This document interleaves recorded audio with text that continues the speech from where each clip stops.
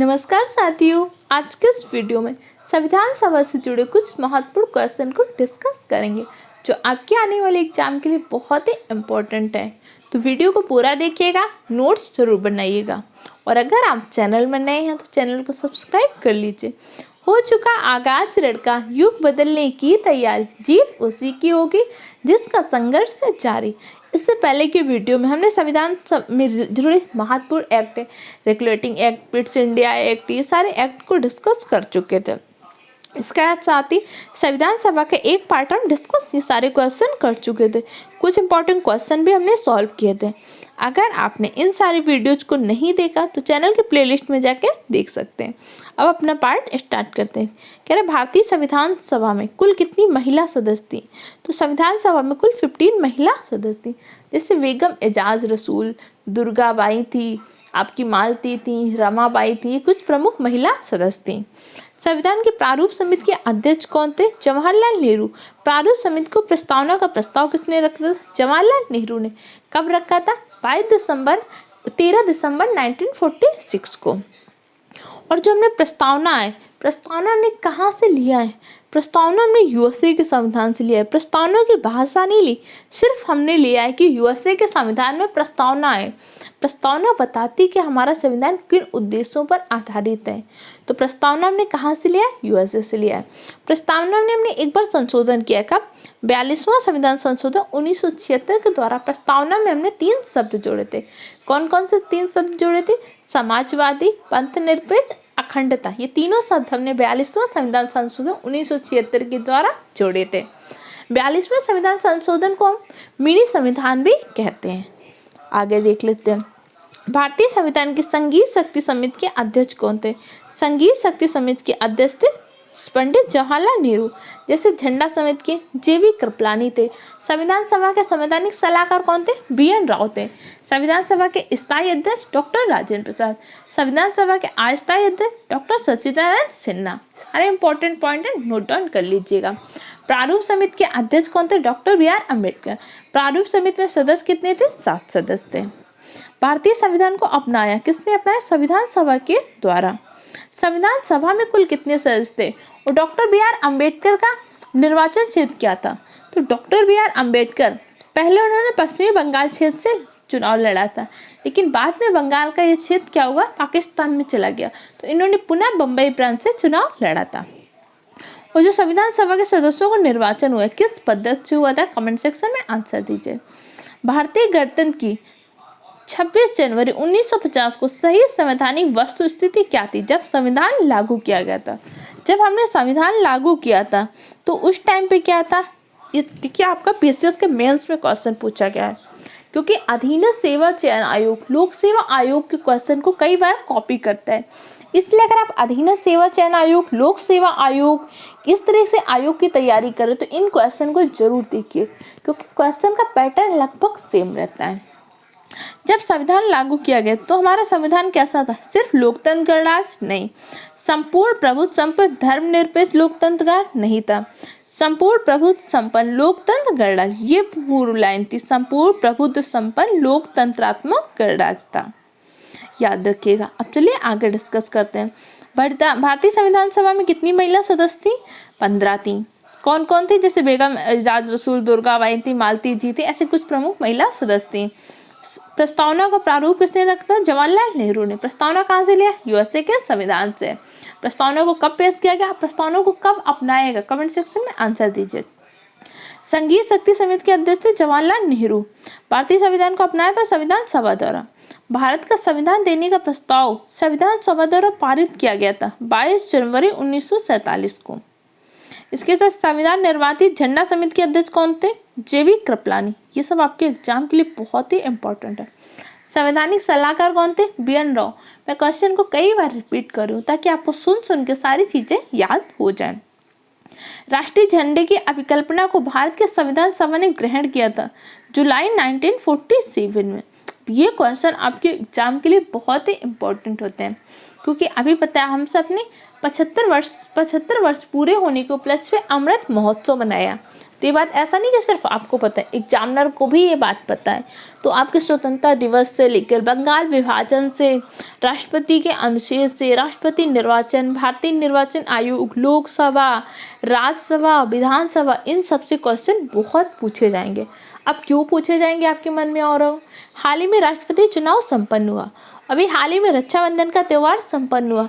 तो 1952 बंगाल विभाजन के बाद हमने क्या किया था, एक दूसरे को रक्षा सूत्र बना था, तो वहाँ से क्वेश्चन बन सकते हैं।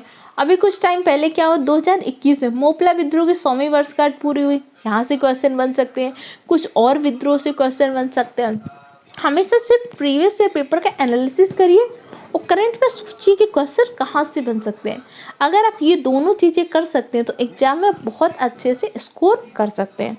भारतीय संविधान सभा ने भारतीय राष्ट्रीय ध्वज की रूपरेखा को कब अपनाया था? राष्ट्रीय ध्वज को हमने 22 जुलाई 1947 को अपनाया था। हमारा जो राष्ट्रीय ध्वज तिरंगा है, तिरंगा की डिजाइन किसने बनाई थी? तो आपकी पिंगली वेंकैया ने बनाई थी। अभी हाल ही में पिंगली वेंकैया की जयंती थी, कब थी? कमेंट सेक्शन में आंसर दीजिए। इन्होंने जो तिरंगा बनाया था किस रेशियो में था? 3:2 के। हमारे तिरंगा में कब कब परिवर्तन हुआ है? कब हमारे तिरंगा में चरखा का प्रयोग हुआ था? चरखा के बाद कब हमने तिरंगा में चक्र का प्रयोग किया? इन सारे क्वेश्चन के आंसर कमेंट सेक्शन में दीजिए, क्योंकि आपका जो जीके वाला वीडियो आया था उसमें हमने सारी चीज़ें डिस्कस की हैं। जो आप पढ़ चुके हैं वो आपको याद होना चाहिए। आगे देख लेते हैं। संविधान सभा ने अंतिम रूप से किस दिन पारित किया? संविधान सभा को 26 नवंबर 1949 को पारित किया। यहाँ पे 2 क्वेश्चन ध्यान रखिएगा, बच्चे गलत कर देते हैं। संविधान का अंगीकरण कब हुआ था? संविधान लागू कब हुआ था? अगर संविधान का अंगीकरण पूछेगा तो अंगीकरण हमने किया था 26 नवंबर 1949 को, जबकि संविधान लागू हुआ था 26 जनवरी 1950 को। अब हमने संविधान को 26 जनवरी 1950 को क्यों लागू किया था? क्योंकि 26 जनवरी 1930 को पहली बार हमने स्वाधीनता दिवस मनाया था। जवाहरलाल नेहरू ने लाहौर के रावी नदी के तट पर झंडा फहराकर, इसीलिए 26 जनवरी के दिन को ऐतिहासिक बनाने के उद्देश्य से हमने 26 जनवरी 1950 को अपना संविधान लागू किया था। 25 जनवरी को क्या मनाते हैं? 25 जनवरी को हम राष्ट्रीय मतदाता दिवस के रूप में मनाते हैं, ध्यान रखिएगा। 26 नवंबर 1949 को जब हमने संविधान का अंगीकरण किया तो संविधान के कुछ भाग लागू कर दिए थे। कौन कौन से भाग लागू किए थे? कमेंट सेक्शन में आंसर दीजिए। कोई भी चीज़ समझ में नहीं आ रही हो तो कमेंट सेक्शन में पूछ सकते हैं। स्पीड थोड़ी ज़्यादा है क्योंकि आपको सारी चीज़ें सिर्फ रिवाइज करवानी है। आप सारी चीज़ें ऑफलाइन ऑनलाइन दोनों क्लासेज में पढ़ चुके हैं, सिर्फ आपको क्या करना है? रिवाइज करना है।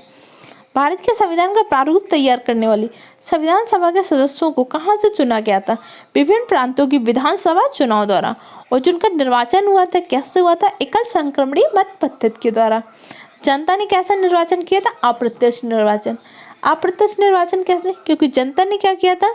विधानसभाओं के सदस्यों को चुना था और फिर इन विधानसभा के सदस्यों ने क्या किया था? संविधान सभा के सदस्यों को चुना था। जिसे डॉक्टर बी आर अम्बेडकर का कौन सा क्षेत्र था? बंगाल। पहले था पूर्वी बंगाल क्षेत्र का, बाद में उन्होंने बम्बई प्रांत से चुनाव लड़ा था। इसके साथ ही जो हुआ था, कितनी जनसंख्या पे एक सदस्य थे? तो 10 लाख की जनसंख्या पर एक सदस्य थे, ध्यान रखिएगा। संविधान सभा द्वारा अंतिम रूप से पारित संविधान में कुल कितने अनुच्छेद और अनुसूचियां हैं? 395 अनुच्छेद और 8 अनुसूचियां हैं। अगर आपके एग्जाम में क्वेश्चन आए तो अनुच्छेद हमेशा 395 ही है। जैसे बहुत जगह अलग अलग बढ़ा दिए जाते हैं, अनुच्छेद नहीं बढ़े हैं, अनुच्छेद में ही पार्ट बढ़ाए गए हैं।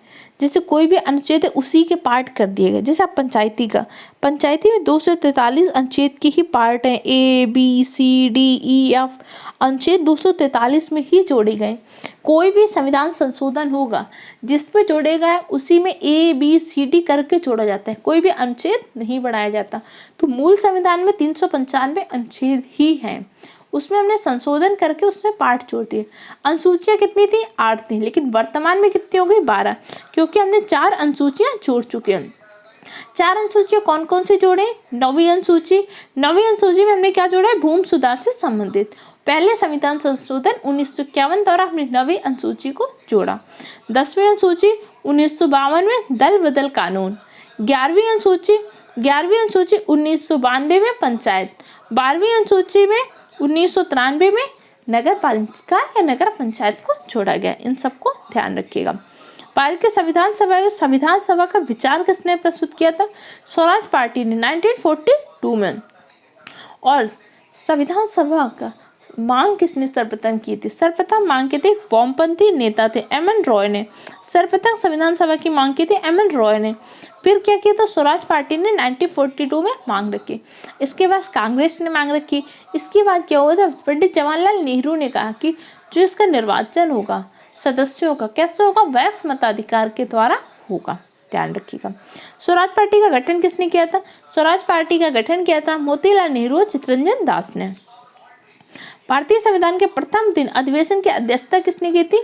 भारतीय संविधान की जब बैठक हुई थी 9 दिसंबर 1946 को, तो डॉक्टर सचिदानंद सिन्हा को अस्थायी अध्यक्ष नियुक्त किया गया था। उसके बाद 11 दिसंबर 1946 को डॉक्टर राजेंद्र प्रसाद को स्थायी अध्यक्ष चुना गया।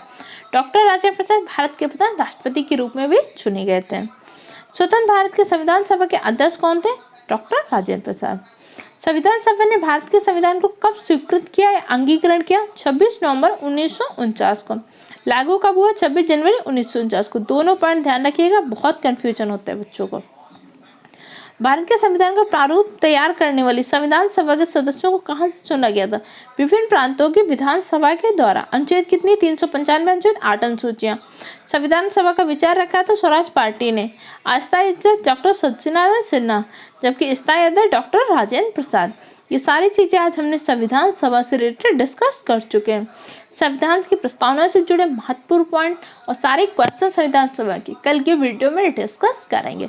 तब तक के लिए चैनल को लाइक कीजिए, सब्सक्राइब कीजिए, दूसरे फ्रेंड के साथ भी शेयर कीजिए और सबसे जरूरी चीज़, मेहनत करिए, अपना और अपने माँ बाप का सपना पूरा करिए।